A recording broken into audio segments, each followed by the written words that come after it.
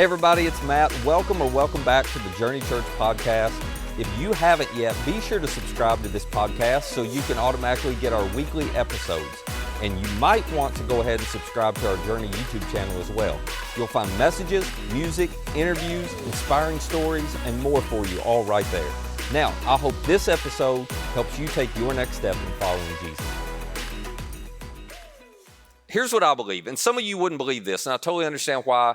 And if we were sitting down talking, you'd argue with me about this, and you'd have good reasons, I'm sure. But I don't know why everybody wouldn't want Christianity to be true. I don't know why, whether you're a Jesus follower or not, I don't know why you wouldn't hope it was true. Now, maybe not the version of Christianity that you grew up with, maybe not the version that your church when you were a kid taught you or that the denomination had and was presented to you. Maybe not the version that hurt your parents or hurt you in such a profound way that you just walked away from faith. Maybe not the version of Christianity that wasn't open to all your questions, and when they did have answers, they had really bad answers to your questions. I'm not talking about that. I'm talking about the original, authentic version that Jesus introduced to the world. I don't know why everybody wouldn't want that version to be true, because at the core, at the heart of that version of Christianity is a concept that all of us want. It doesn't matter if you're a Jesus follower or not. All of us find ourselves at times in life longing for this thing that's at the very heart of what Jesus introduced. And it is the thing, by the way, that reassures us that God is with us and he's for us. It's the thing that reassures us he's leaning in, he's not leaning away, that when God's pursuing us, it's not to pay us back for something, it's to win us back. At the core is this idea that actually solves all the guilt and all the shame that so many of us carry from different things at different points in our lives. And yet, as odd as it is, there's something in us that when we run into this, we still have a tendency to resist it. And so for the next few minutes, I just want to talk about why that is. This is week 2 of a series we're in called Simply Amazing. And if you weren't here last week, I normally don't say this, but if you find this interesting at all, you should go back and listen to last week because we laid the foundation and began to explain what this concept is at the core of Christianity. It's the one thing that really has a potential to change everything for all of us. It is this simple idea of grace. Grace. Now, I'll give you a very basic definition of grace. Grace is when you get something you don't deserve. And we have all experienced that in life. We may not have used this terminology, but we all have gotten an opportunity we knew we didn't deserve, or another chance that we knew we didn't deserve, or somebody gave us an act or an expression of kindness that we knew we didn't deserve. And while we didn't necessarily say it that way, what we were doing is we were receiving grace. We were getting something we were certain we did not deserve. And that's certainly true when it comes to our relationship with God as well. The thing I would say is it goes a little deeper and a little further when you think about what grace looks like between you and me and our Heavenly Father. In that aspect, I would say grace is this. It is simply the unearned, undeserved, unexpected goodness or favor of God, however you would want to say that. It's unearned. You can't earn grace any more than you can plan your own surprise birthday party. I'll let you think about that for a second. And you'll be like, oh yeah, because the minute you plan it, it's not a surprise anymore. You misnamed the birthday party. It's a birthday party you plan for yourself. It's not a surprise one. In the same way, the minute you think you've earned grace, it's not grace anymore. Like you lost it. Because by definition, grace is something that you are getting that you absolutely have not earned and you absolutely do not deserve. But I think this is why we resist grace when we bump into it sometimes. Because everything in our nature wants to earn and deserve what we get. And that's actually good in a lot of places and in a lot of realms. In most of life, you want to earn things and you want to deserve things. But when it comes to your relationship with God, the minute you try to earn or deserve, you're in trouble. The minute I think I can earn it and I deserve to get that from God, well, then it's just not grace anymore. But we resist because to say I can't earn it and I don't deserve it, to acknowledge that requires a lot of humility on my part. And yet the minute I can acknowledge it, the minute I'm willing to humble myself enough to go, there is nothing I can do to earn or deserve what I need from God, well, at that moment, it becomes incredibly unexpected in a really good way because it's right there for us. The thing that we thought there's no hope I'll ever experience that. Well, that's the thing that you begin to experience in a really personal way. And if you're sitting there thinking, well, I don't know, that doesn't sound fair to me. I don't know that I like that because, and I get this. We all have a tendency, even though we're like, I don't know that I totally earn it or deserve it. We want to compare ourselves to people and go, well, I can't earn it all, but I've earned some of it. I mean, I don't deserve it all, but I think I deserve for God too, compared to, and we start looking at other people, thinking about other people, naming other people, I'm not that bad. And if that's you, and if you feel that resistance because you're like, that's just not fair, that it's unearned and undeserved and everybody's on a level playing field, well, you can kind of understand why the religious leaders in the first century had so many issues with Jesus, because that was one of the big tension points for them.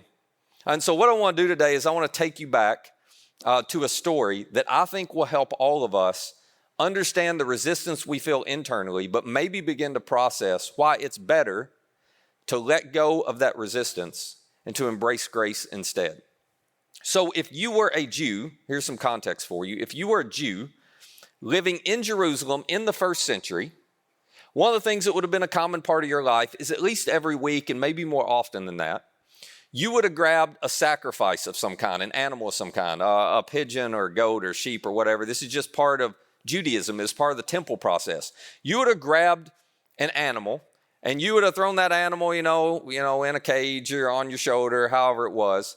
And you would have headed to the temple, and you would have walked right up these stairs right here. This is a modern day look at it. This is where it's been excavated. These were called the Southern Stairs, so they're not super impressive now. But back then, they were about 210 feet wide. That kind of tells you how many people would come in and out of the temple every day.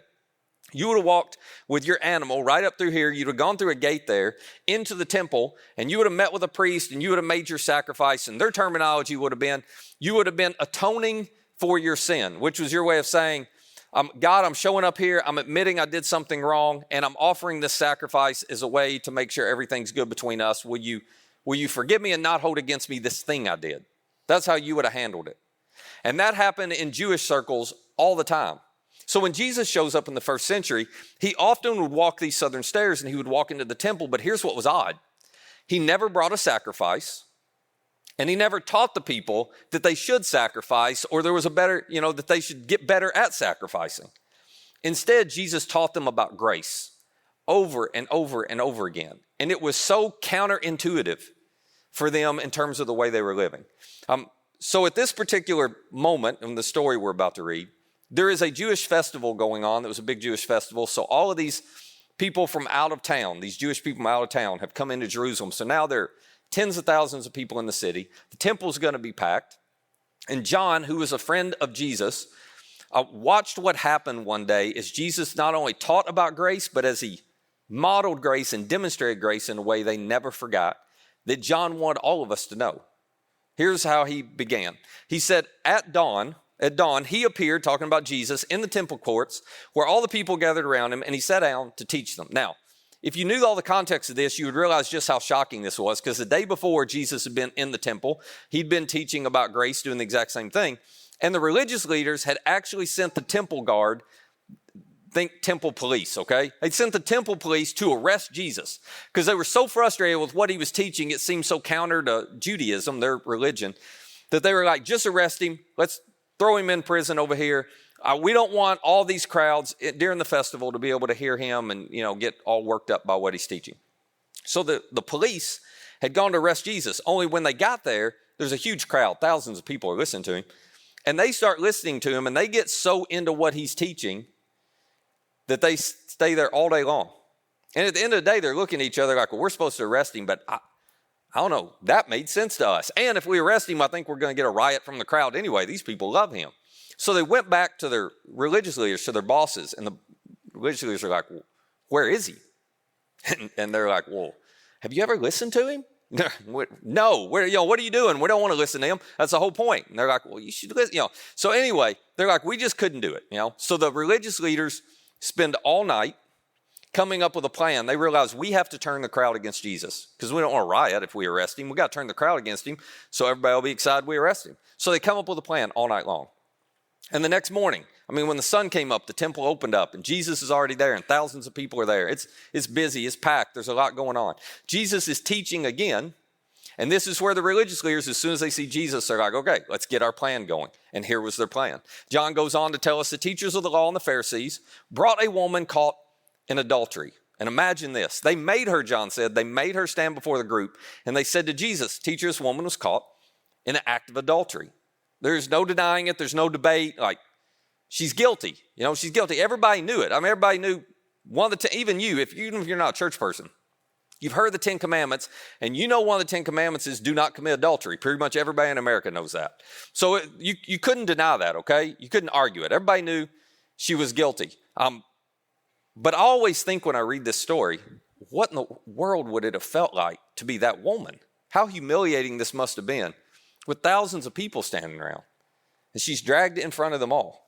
I mean, she'd probably walked those stairs, those southern stairs, plenty of times, helping with, preparing for some sacrifice. But on this day, she's dragged up those stairs, and it had to have felt to her like she was the sacrifice, that these religious leaders are going to use her just to get what they want and to make a point. And that's exactly what they're doing. Once they drag her in front of Jesus and get the attention of the crowd, they ask Jesus this question.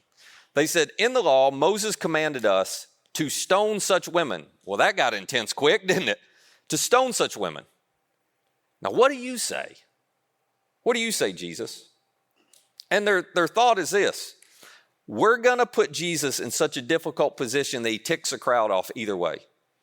If he says, no, don't stone her, well, he has disrespected Moses and the law. That's going to make the crowd angry with him. If he says, yes, stone her, he has incited violence, which will get the attention of the Romans, and then they'll come down on him, and that will also make the crowd angry.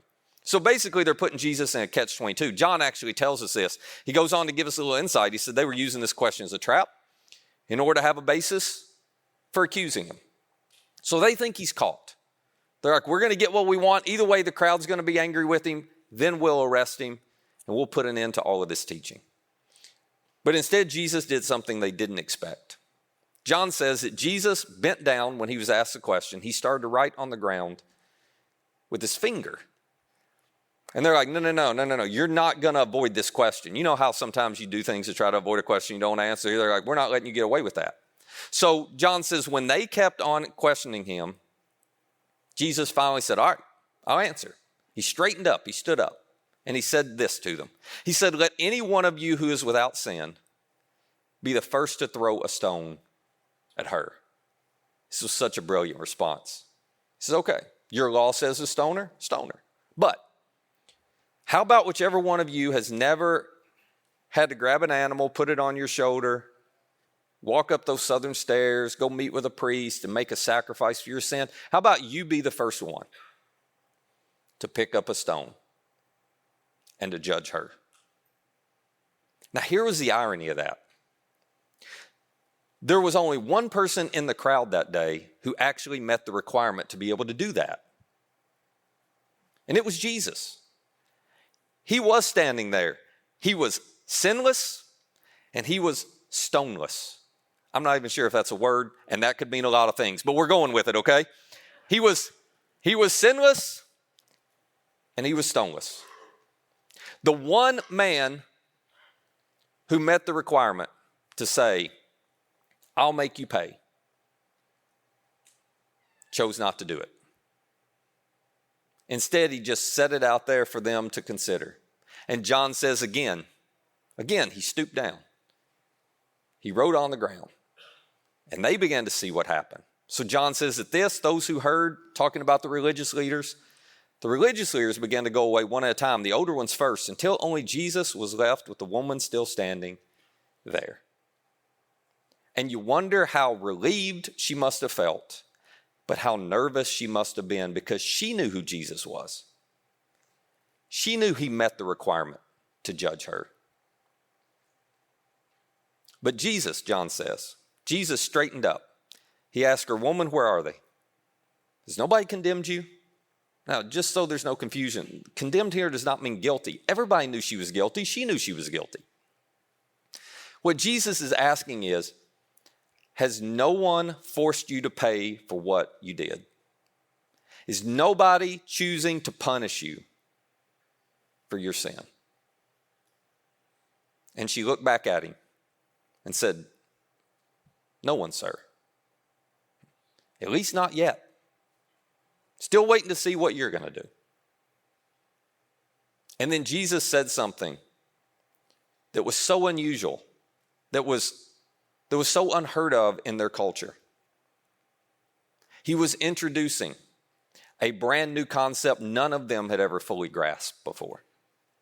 He looked back and he said, well, then neither do I condemn you. I am not going to make you pay for what you've done. I am not going to punish you for your sin. Now, just real quick, and we'll move on. But for those of you, maybe you grew up in church, or maybe even you didn't, but you got this sense that you're a really good person. This is what bothers us sometimes. Because they're like, whoa, well, you ought to pay for that. Somebody ought to pay for that. Look at who they hurt, and look at the mess they made, and look at all the people they had impacted. Somebody ought to pay for that. That's not fair. This is what goes on internally in us, isn't it? That's not fair. It shouldn't work that way. That's not fair. You shouldn't just, if you let them off the hook like that, Jesus, you're just going to keep doing what they're doing. But Jesus was trying to help us understand grace actually is not fair, but it is really, really good. And you don't want fairness any more than I want fairness.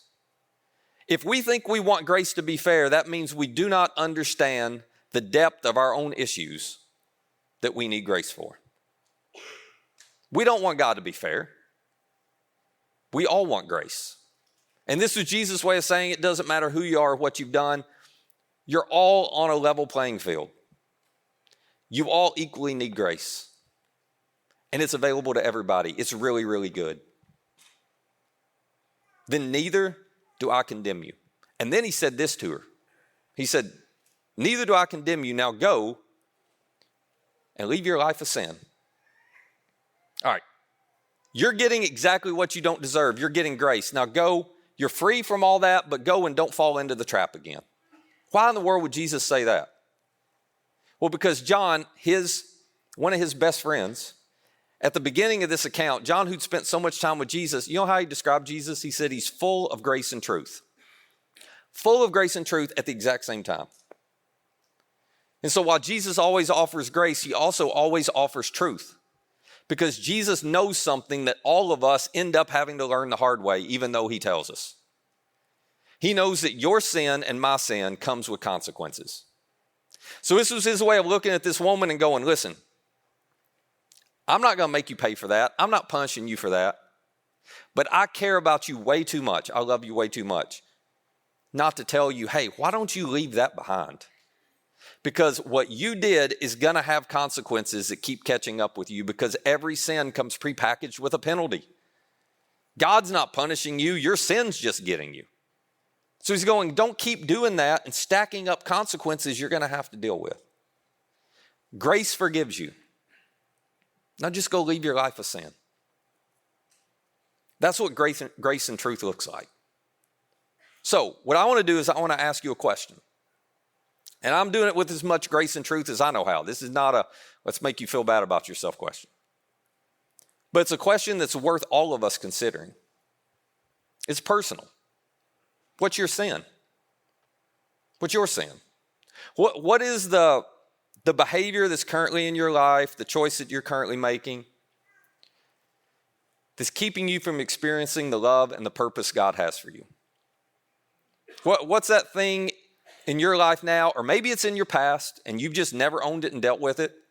There's a barrier to Jesus becoming personal to you and you experiencing a better life. Now, if you're anything like me, when I see this question, I want to avoid this because it makes me uncomfortable to stop and think, what is it? But I want to encourage you to wrestle with this for a minute, not to run from it. Nobody else can read your mind, so just be honest with yourself for a minute. What would come to mind for you? What's your sin? What's that thing that you have justified or rationalized or said, oh, it's not a big deal?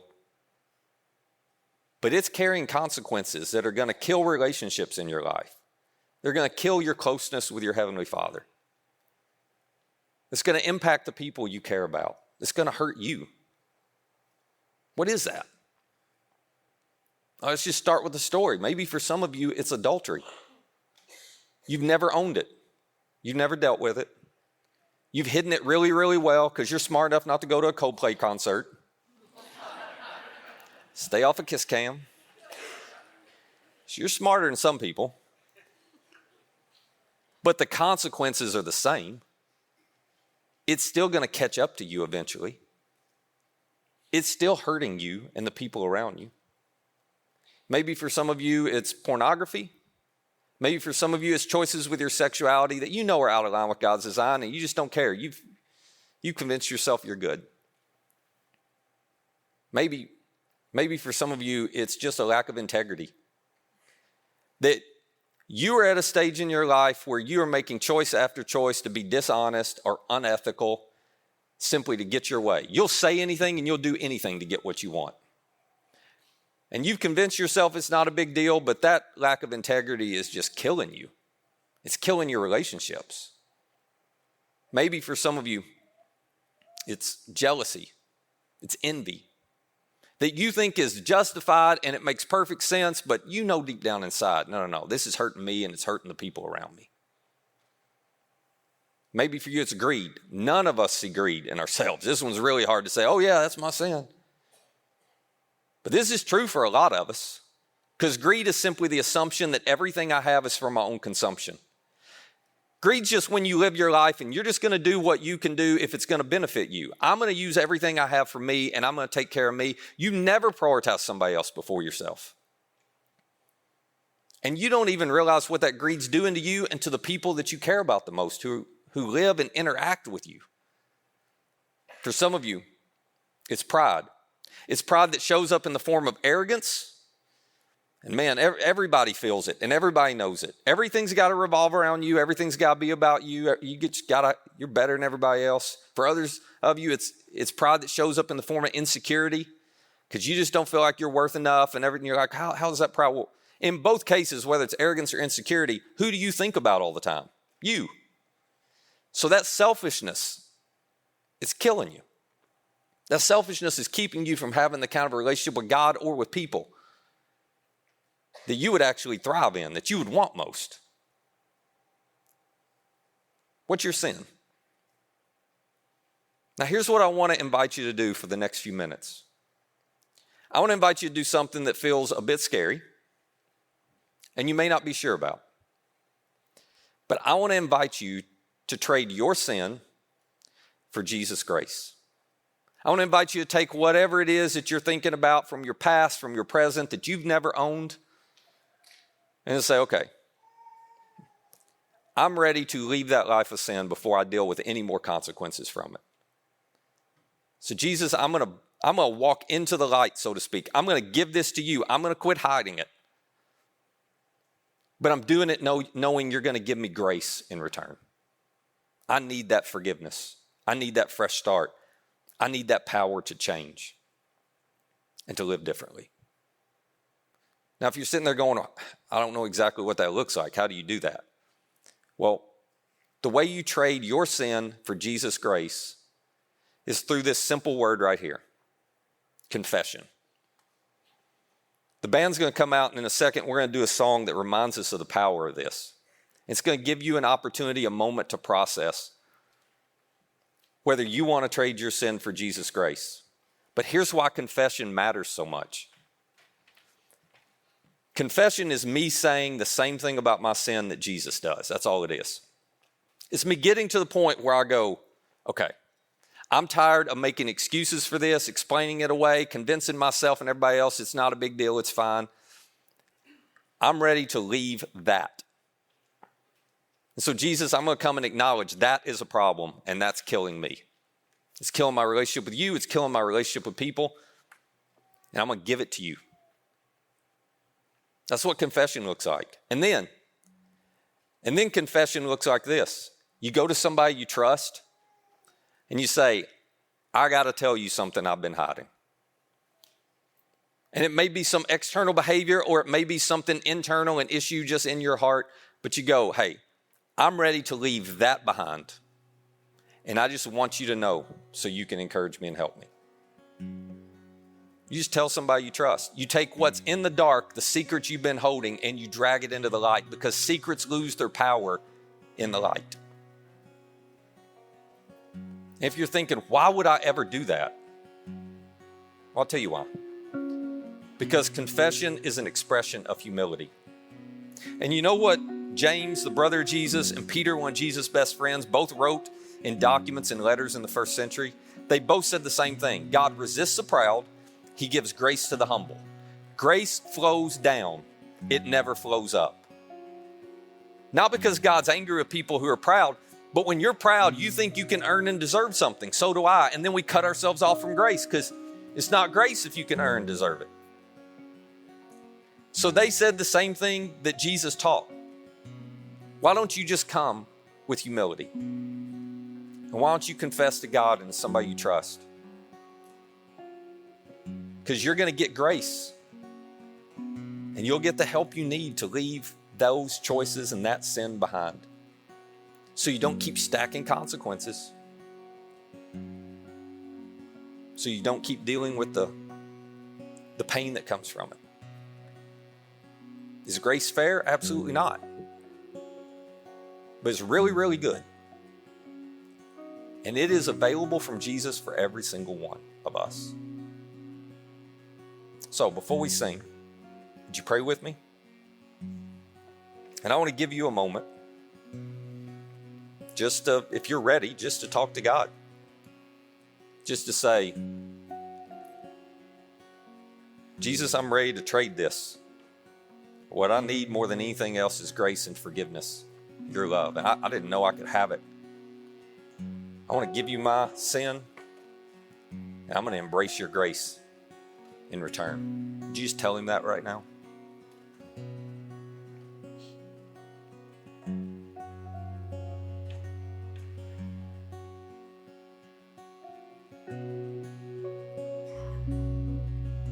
Father, we are so grateful that you would offer us grace freely.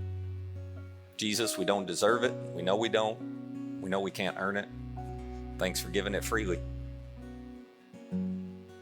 Would you just help us to take whatever it is that's inside of us, whatever it is that we've been carrying around, whatever the sin is that's hurting us,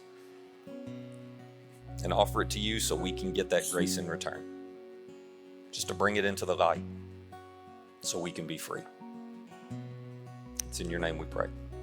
Amen. Hey, if you'd like more content like this, subscribe to our YouTube channel and download our Journey app to access all of our recent message content. And our app is the easiest way to share this content with a friend. For more information on our church or to find our app or our YouTube channel, just visit journeycalway.com.